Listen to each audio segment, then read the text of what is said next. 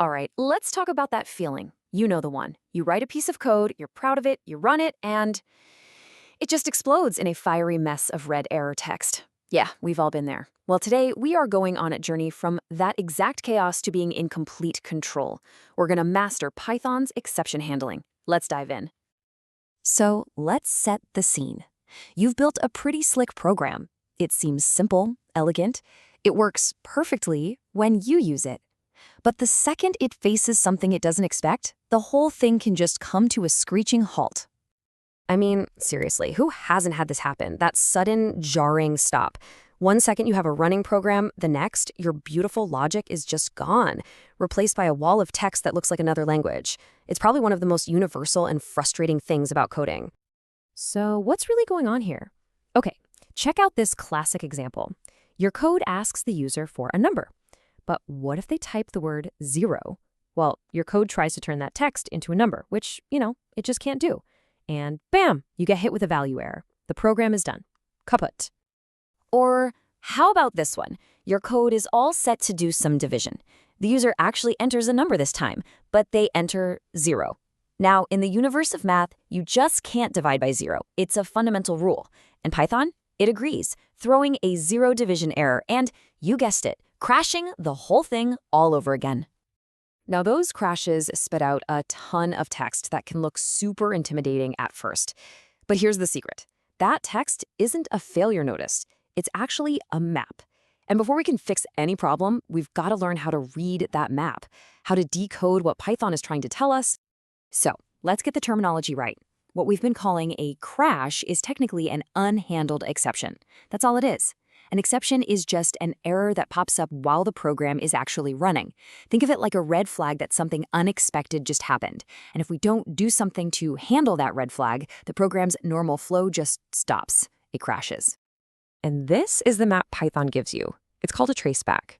I know, it looks like a mess. But trust me, this thing is your absolute best friend when you're debugging. See right here? It points you to the exact file and the exact line number where it all went wrong. It's literally a trail of breadcrumbs leading you right to the problem. And it ends by telling you the specific error, 0 division error. Now to really get this, think of your program like a tower of blocks. Each block is a function calling another function. When an error happens way down at the bottom, Python first checks right there for something to handle it. If it finds nothing, the error bubbles up to the block above it. Still nothing? It keeps bubbling up, level by level. If that error makes it all the way to the top of the tower without ever being handled, the whole thing just topbles over. That's the crash. So how do we stop this error from bubbling all the way to the top? How do we prevent the crash? Well, we build a safety net. We create a line of defense. And in Python, that defense is the super powerful, super elegant try except block. Let's go back to our code from before. This is the before picture. Our code is totally exposed, it's fragile. Any weird input from the user, some text, a 0, is going to cause an immediate crash. There is absolutely no safety net here. And now, look at the after. Just look at that.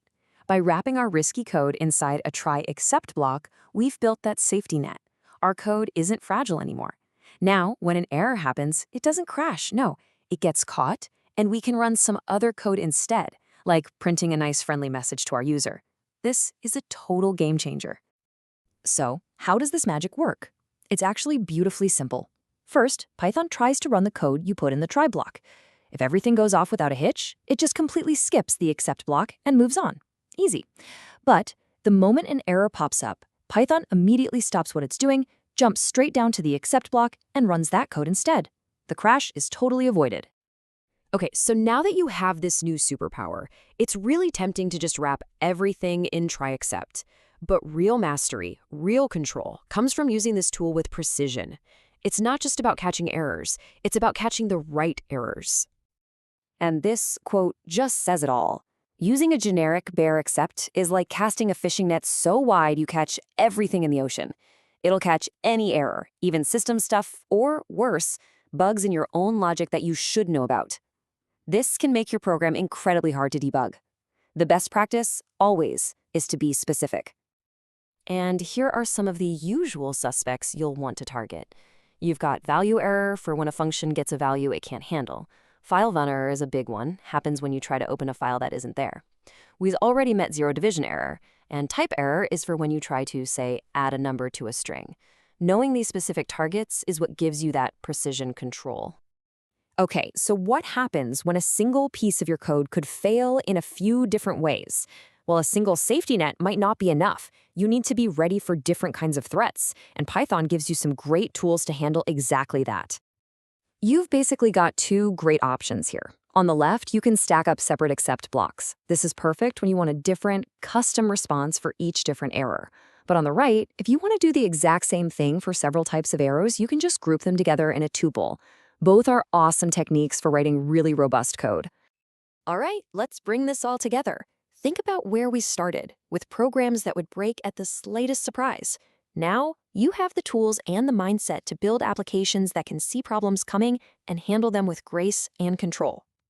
So let's lock in these key ideas. 1. Try except is your shield. Use it to prevent crashes. 2. The traceback is your map. Use it to find where the problem is. And 3, and this is so important, be specific. Catching specific exceptions gives you real control. Put it all together, and you get programs that can recover gracefully and are 1,000,000 times more user-friendly. When you really boil it down, mastering this gives you 3 huge benefits. Number 1, you prevent those frustrating crashes. Number 2, you allow your program to recover gracefully instead of just giving up. And number 3, which is the big one, you just make your code so much more robust and reliable. This is the real transformation. Your whole relationship with errors has changed. They're not disasters anymore. They're just manageable events. You have officially moved from chaos to control. So I'll just leave you with this question.